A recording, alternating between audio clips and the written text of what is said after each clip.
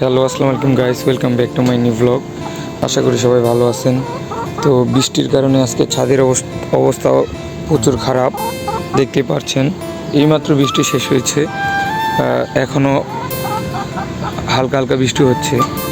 তো এই বৃষ্টির ভিতরে একটি গুড নিউজ আছে, সেটা হচ্ছে গিয়ে আমার এই যে সিল্কি মুরগিগুলো আছে সেগুলো ডিম দেওয়া শুরু করছে। তো কালকে পরশু ডিম দিছে, আমি দেখিনি। আমার ছোটো ভাই ইচ্ছে করে সারপ্রাইজলি আমাকে বলতেছে যে ভাইয়া তোমার মুরগি ডিম দিয়েছে। তো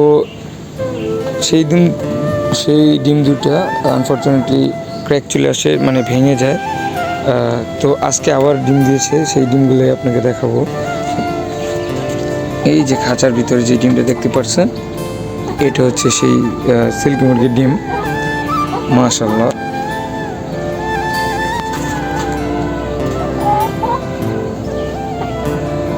সিল্কি মুরগির ডিম। এটা নিয়ে 3টা ডিম পারলো।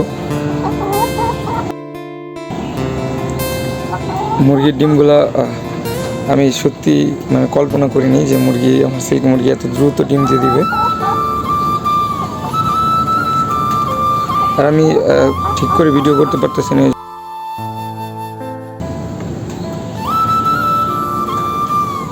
দেখতে পাচ্ছেন,